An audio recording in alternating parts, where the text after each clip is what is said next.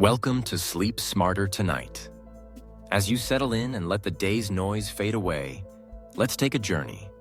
One that isn't just about rest, but about expanding your mind in the tranquil moments before sleep. Tonight, we'll explore several philosophical concepts, not as abstract puzzles, but as practical ideas you can use to unlock a greater sense of calm, connection, and self-understanding. Let's begin by considering the concept of Stoicism. Imagine for a moment that you're sitting quietly and a thought intrudes. A worry about tomorrow, a regret about something left unsaid. Stoicism teaches us to recognize what is within our control and what is not. Picture yourself holding two boxes. Into the first, you place every thought, action, or feeling you can directly influence. Your words, your reactions, your efforts. Into the second, you put everything else. The opinions of others, the weather, the outcome of events. As you do this, you realize you only need to focus on the first box. This simple mental exercise can ease anxiety, especially at night. Try it tonight. Before sleep, list what's in your control and let the rest drift away. Stoicism is an ancient school of philosophy that originated in Athens around 300 BCE with its founder, Zeno of Citium. It later flourished in ancient Rome, with prominent figures such as Seneca the Younger, Epictetus, and the Roman Emperor Marcus Aurelius. What makes the philosophy particularly compelling is that it was practiced by people from all walks of life, from a slave like Epictetus to a wealthy advisor like Seneca, and even an emperor like Marcus Aurelius, demonstrating its universal appeal and practical application in both good and bad fortune. At its core, Stoicism is a guide for achieving a life of inner peace and tranquility, or eudaimonia, by focusing on what is within one's control. The philosophy teaches that the path to virtue and a fulfilling life is based on reason and living in harmony with nature. Key principles of Stoicism. The circle of control. This is perhaps the most well-known Stoic concept. The philosophy divides life's events into two categories: those we can control and those we cannot. Stoics believe that to avoid unhappiness, frustration, and disappointment, we should not worry about external things like the weather, the news, or what other people think. Instead, we should focus all our energy on what we can control, namely our own attitudes, habits, beliefs, desires, and actions. Virtue as the highest good. The Stoics believe that a life led according to rational nature is virtuous. The four cardinal virtues are considered central to this pursuit: wisdom, courage, justice, and temperance or self-control. Wisdom is viewed as the root virtue from which the others spring. Virtue is sought for its own sake, not for the sake of pleasure or any other external reward. Apatheia and indifference. A key goal of Stoicism is to achieve a state of apatheia, or perfect indifference, toward irrational passions and emotions like fear or desire. The philosophy teaches that intense feelings should be avoided and that external events, such as poverty, illness, or even death, are not inherently evil or bad. By controlling one's internal beliefs and being indifferent to external things, a person can attain true tranquility. The systematic nature of Stoic thought. The Stoics developed a highly systematic philosophy with three interconnected parts: logic, physics, and ethics. Logic provided the tools to determine whether one's perceptions of the world are correct, helping to differentiate what is certain from what is merely probable. Physics believed the universe operated according to a law of reason, and that humans, through their rationality, could deliberately follow this law. Ethics focused on how to live one's life according to the principles of virtue and reason. Stoicism's enduring appeal lies in its practical, actionable advice. Modern organizations like Stoic Week and Stoic Mindfulness and Resilience Training, SMRT, conduct research that has found that following Stoic guidance can reduce negative emotions and improve overall life satisfaction. This ancient philosophy continues to offer a compelling framework for navigating the challenges of modern life. Now, let's shift to the idea of the mirror technique, borrowed from both psychology and philosophy. This isn't about literal mirrors, but about reflecting the world around you to build connection and trust. Imagine a conversation with someone who seems tense. Instead of reacting with your own tension, you reflect calm, understanding, and patience. In social interactions, mirroring someone's tone and body language creates a sense of safety and rapport. It's the same with your own thoughts at night. When worries surface, instead of resisting them, mirror them with gentle curiosity. Ask yourself, why does this feeling arise? What is it trying to tell me? By reflecting instead of reacting, you create space for understanding and, ultimately, peace. The mirror technique is a psychological and social strategy where an individual consciously or unconsciously imitates the body language, speech patterns, or attitudes of another person. It is also known as mirroring or mimicry. This technique is often used to build rapport, establish a connection, and increase a sense of empathy or understanding between two people. The fundamental idea is that people tend to like and feel more comfortable around those who are similar to them. By subtly mirroring someone's gestures, such as crossing your legs, leaning in, or using similar hand movements, you signal that you are in sync with them. Key principles and applications. Rapport building. In therapy, sales, and negotiation, mirroring is a powerful tool for building trust. When a person feels heard and understood, they are more likely to be open and receptive. A therapist might mirror a client's posture to create a nonverbal connection, while a salesperson might subtly match a customer's pace of speech to make them feel at ease. Empathy and connection. At a subconscious level, mirroring can enhance empathy. By physically imitating another person's actions, you can gain a deeper understanding of their emotional state. Neuroscientists have linked this phenomenon to mirror neurons, which are brain cells that fire both when we perform an action and when we observe someone else performing the same action. This neural mechanism helps us to understand and predict the intentions of others. Communication training. The technique is often taught in communication skills workshops. It's a way for individuals to become more aware of nonverbal cues and to consciously use them to improve their interactions. How to use the mirror technique effectively. When using the mirror technique, it is crucial to be subtle and authentic. Over-the-top or obvious mirroring can come across as manipulative or mocking, which would have the opposite effect of destroying rapport. Here are a few ways it can be applied. Body language. Mimic posture, hand gestures, and head tilts. Speech. Match a person's speaking pace, tone, and volume.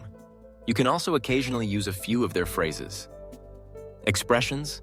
Mirror facial expressions, like smiling or raising eyebrows, to show you are engaged and attentive. The key is to mirror gradually and naturally, not immediately or robotically. The goal is to make the other person feel a sense of alignment and comfort without even realizing why. Let's dive deeper into the concept of the present moment, a core idea in both Eastern and Western philosophy. The present is the only time you can truly live. Often we replay old conversations or worry about future outcomes, robbing ourselves of rest. Try this. As you lie in bed, focus on your breath. Notice the feeling of the sheets, the quiet of the room, the gentle rhythm of your inhale and exhale. If your mind wanders, bring it back gently without judgment. This is mindfulness in action, a practical tool to anchor yourself in now, where sleep and serenity live.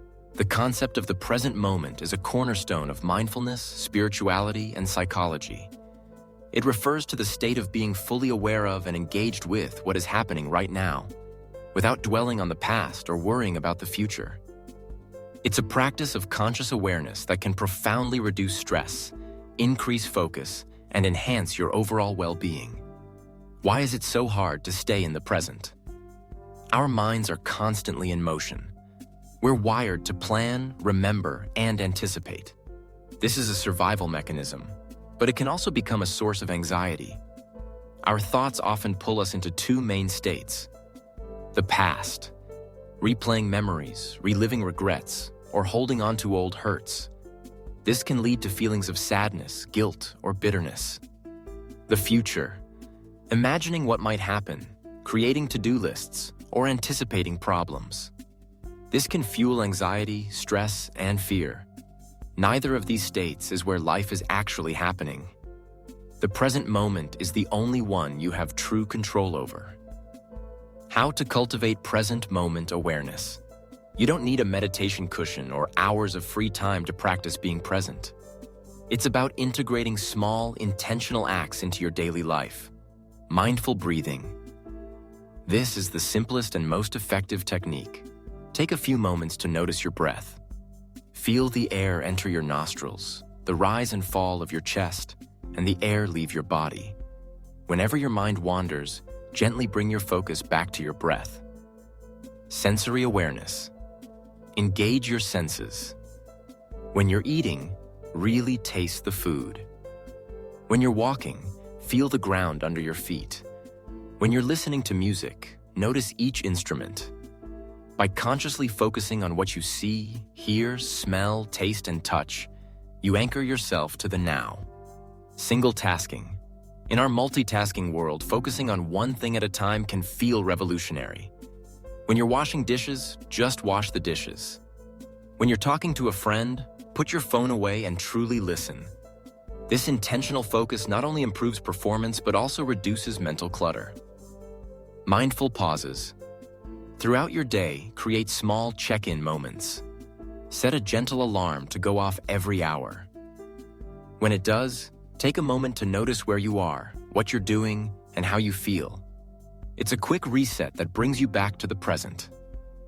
The benefits of a present-focused life. Living in the present moment is a practice, not a destination. It's not about achieving a constant state of perfect calm, but rather about developing a muscle that helps you return to the now more easily. As you become more skilled at this, you'll likely notice reduced stress and anxiety. When your mind isn't racing, your nervous system can calm down. Deeper connections. Being truly present with others allows for more meaningful conversations and relationships. Enhanced creativity and focus. A clear mind is a powerful tool for problem-solving and innovation. Greater appreciation. You'll start to notice the small joys and beauty in everyday life that you may have been missing. From here, let's explore the philosophical idea of the yes ladder, a concept rooted in the psychology of influence. Imagine you want to persuade someone, or even yourself, to take a positive action. The yes ladder is simple. You start with small, easy agreements, questions where the answer is naturally yes. Would you like to feel more rested? Yes. Do you want tomorrow to feel easier? Yes. Each small yes builds momentum, making bigger changes feel possible. Use this technique on yourself tonight. Ask, would you like to let go of today's stress? Yes. Are you willing to try a new approach to sleep? Yes. With every yes, you move closer to the restful night you deserve. The yes ladder is a simple but powerful psychological technique used to increase the likelihood of getting a yes to a final request. It operates on the principle of consistency, a fundamental human psychological trait. People have a strong need to be consistent in their beliefs, attitudes, and behaviors. The core idea. The yes ladder involves asking a series of small, easy-to-answer questions that the other person is highly likely to agree with. By building a sequence of yes responses, you create a pattern of agreement. This makes it more difficult for the person to break the pattern and say no to the final, more significant request. The steps start with an incontrovertible yes. Ask a question that is so simple and obvious that the other person can't possibly disagree. This gets the yes momentum started. Example: is it a beautiful day outside? Or, you're a fan of a good deal, right? Move to a related but slightly more specific. Yes. The second question should be slightly more tailored to your final goal, but still very easy to agree with. Example: following the previous example. And you're looking for a new way to save money, aren't you? Ask a yes that relates directly to the final request. The third question should clearly link the person's past yes responses to the final proposal. Example: if I could show you a way to save money and get a high-quality product, you'd be interested, wouldn't you? Present the final request. With the pattern of agreement established, you are now in a stronger position to make your final request. The person's mind is primed to continue the yes trend. Example: great, let's get you signed up for this special offer. Why it works. The psychology consistency principle. As mentioned, people want to be consistent. Once they've said yes a few times, saying no feels like a contradiction.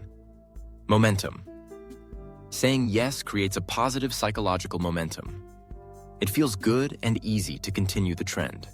Reduced resistance. The small, non-threatening initial questions lower the person's mental defenses. They don't feel like they're being sold something from the outset.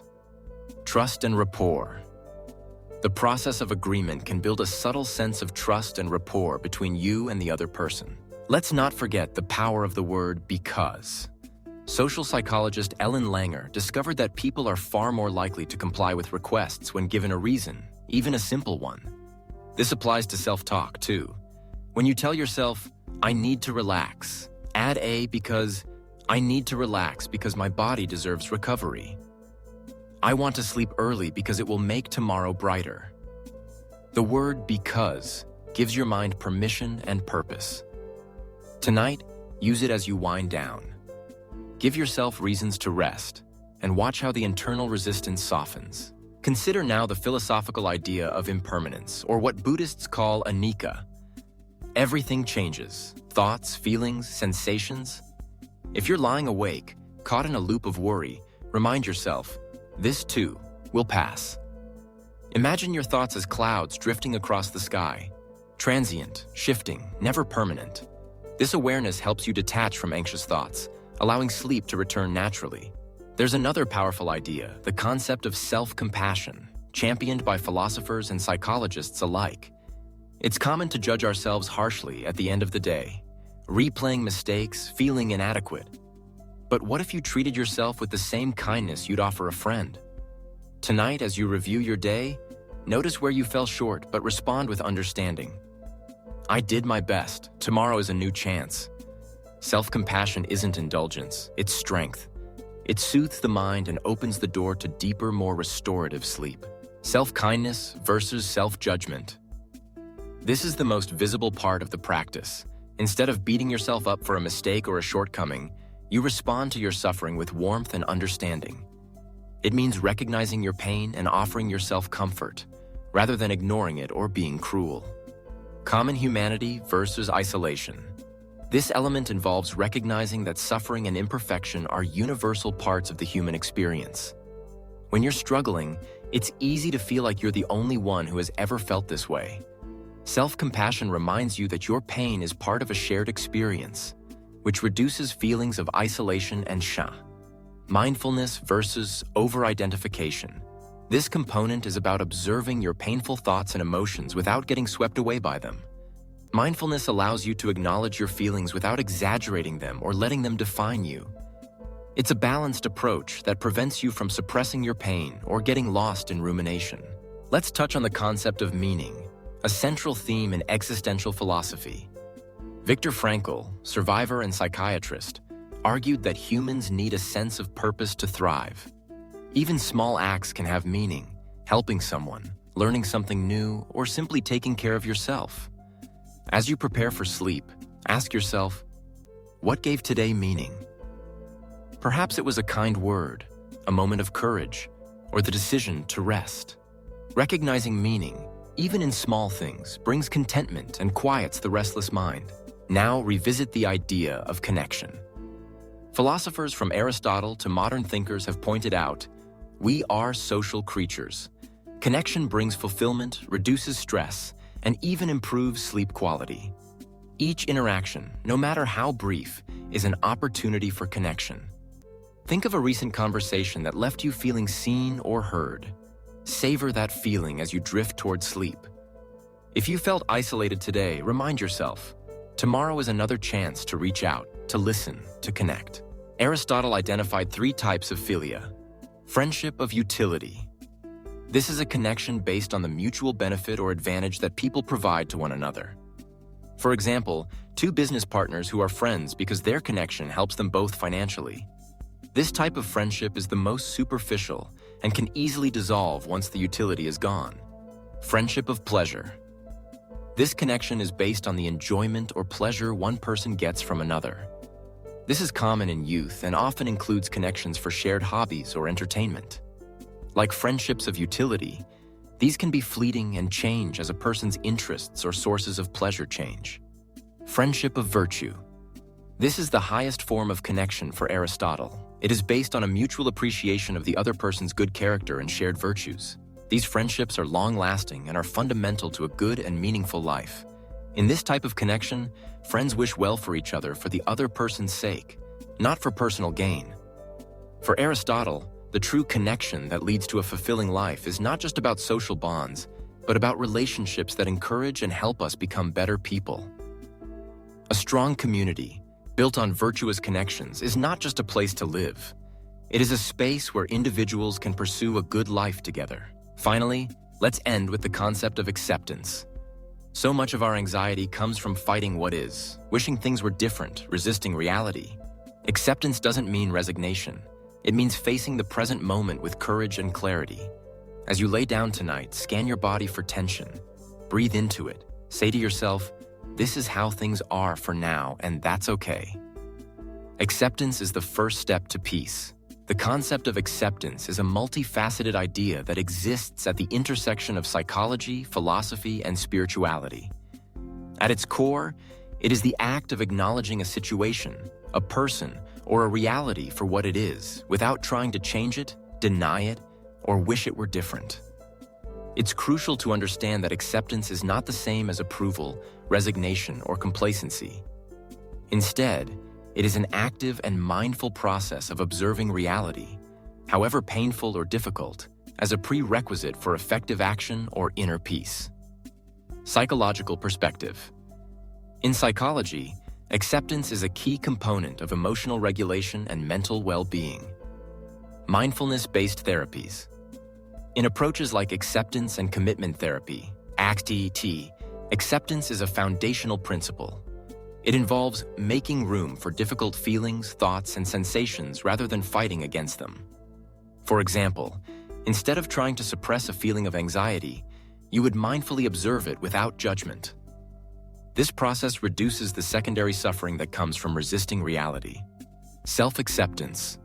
This is the ability to embrace all parts of oneself, strengths and weaknesses, successes and failures, without judgment. It is a state of unconditional positive regard for oneself, similar to the concept developed by humanist psychologist Carl Rogers. Self-acceptance is not about liking everything about yourself, but about accepting your current state as the starting point for growth. Philosophical perspective. Philosophically, acceptance has been a central theme for centuries, particularly in schools of thought that emphasize inner peace and living in accordance with reality. Stoicism. The Stoics believed that the key to a tranquil life was to distinguish between what you can control and what you cannot. True freedom and happiness come from accepting what is outside of your control, such as external events, the past, and other people's actions. Your only control lies in your own thoughts, judgments, and actions. Existentialism. Existentialists call upon us to accept the fundamental realities of human existence, freedom, responsibility, and the absurdity of a meaningless universe.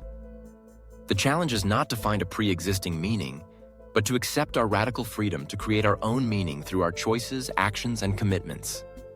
Social and relational perspective. On a social level, acceptance is the foundation of compassionate and respectful relationships. Accepting others. This involves acknowledging and respecting others for who they are without demanding that they conform to your expectations or beliefs. It is the basis for tolerance, empathy, and unconditional love. This kind of acceptance allows for authentic connection and reduces conflict that arises from trying to change others. Key distinction: acceptance versus resignation. This is the most important distinction to make. Resignation is a passive surrender. It's giving up. There's nothing I can do, so I won't even try. It is often accompanied by feelings of hopelessness. Acceptance is an active, strategic posture. It's acknowledging the current reality. This is what is happening right now, which then frees up mental and emotional energy to decide on the best course of action. It's the first step toward change, not the end of the road. Tonight, as you drift off, carry these philosophical tools with you. Focus on what you can control. Reflect with compassion. Anchor yourself in the present. Climb the yes ladder, and give yourself reasons to rest. Embrace impermanence. Practice self-compassion. Find meaning in the everyday. Cherish connection and accept what is. These aren't just lofty ideas. They're practical, powerful tools you can use starting tonight to sleep smarter and live better. Let their wisdom guide you gently into rest. And remember, every night is a new beginning, a fresh chance to sleep, dream, and wake up a little wiser.